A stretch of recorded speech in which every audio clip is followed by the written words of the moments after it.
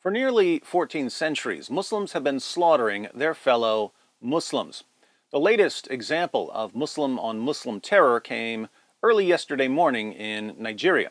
CNN reports at least 50 people were killed on Tuesday in a suicide bomb attack at a mosque in northern Nigeria on the border with Cameroon, police told CNN.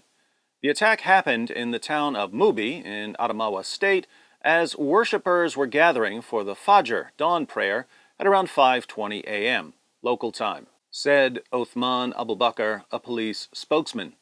The bomber was about 17 years old, Abubakar added. Many more people were injured and taken to nearby hospitals.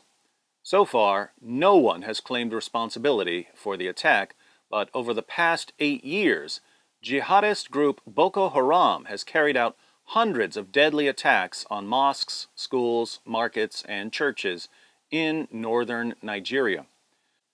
Despite nearly 14 centuries of Muslim-on-Muslim violence, Western politicians and reporters regularly assure us that Muslims who kill other Muslims aren't real Muslims because a real Muslim would never kill a fellow Muslim. Somehow, Islamic terrorist groups never seem to get that memo.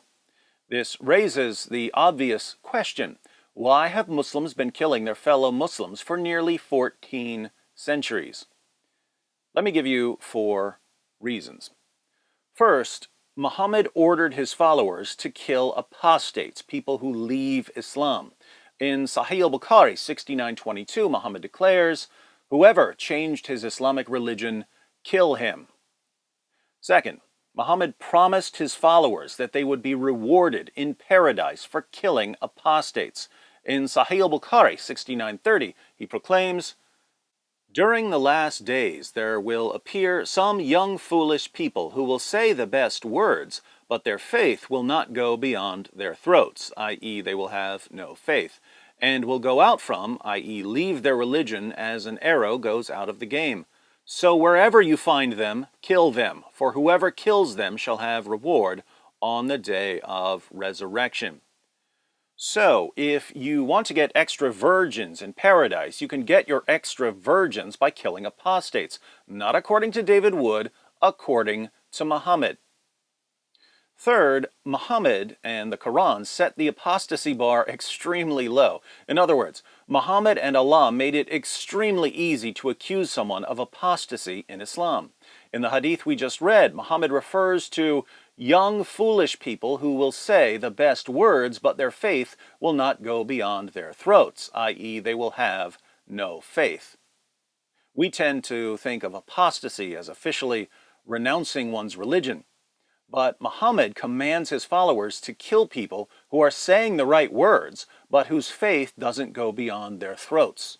These aren't people who renounce Islam. These are people who claim to be Muslims, but don't have any real faith. Muhammad orders his followers to kill them. How do we know whether a Muslim has real faith, according to the Quran? Surah 4, verse 65, "But know by your Lord, they can have no faith until they make you, O Muhammad, judge in all disputes between them, and find in themselves no resistance against your decisions, and accept them with full submission." You have no real Islamic faith until you have no resistance against Muhammad's decisions and you submit fully to those decisions. So a Muslim from Boko Haram or ISIS or the Taliban can point to other Muslims and say, "You're not obeying Muhammad's command to do X, Y, or Z, therefore you're not a Muslim according to Surah 4, verse 65 of the Quran, and Muhammad says that I'll be rewarded in paradise for killing you." Or a mosque full of people like you.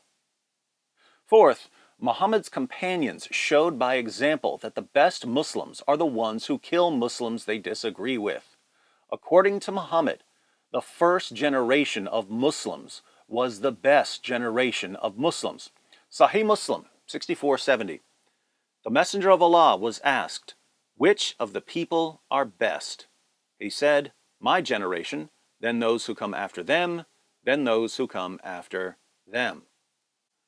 Why is it extremely problematic that Muhammad calls the first generation of Muslims the best generation of Muslims? It's problematic because the first generation of Muslims almost annihilated itself when Muslims started killing each other. They would kill each other over simple disagreements.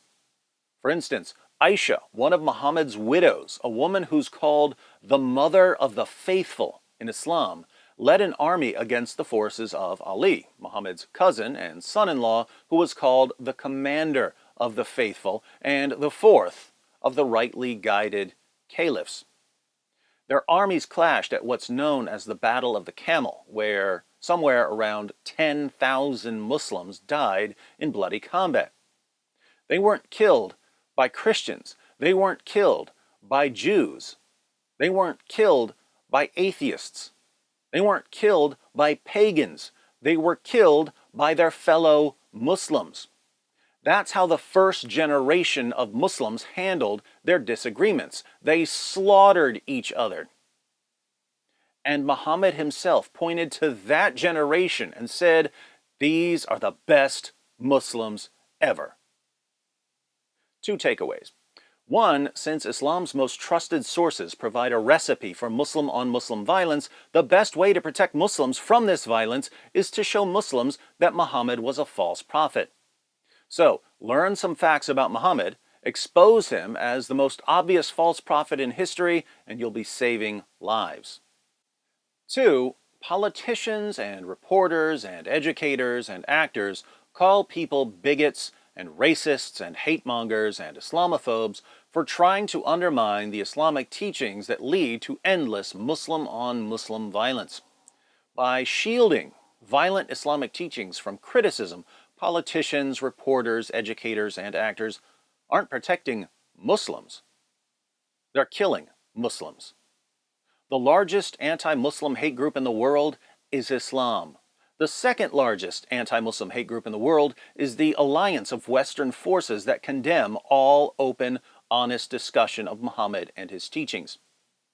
If you'd like to join me in protecting Muslims from the Islamic teachings that are getting them killed, and from the alliance of Western politicians, reporters, educators, and actors that are protecting the ideology that's getting them killed, be sure to subscribe and to watch these videos, which will equip you to refute and expose not only history's most dangerous ideology, but also the heartless leaders and entertainers who defend and promote it. More to come.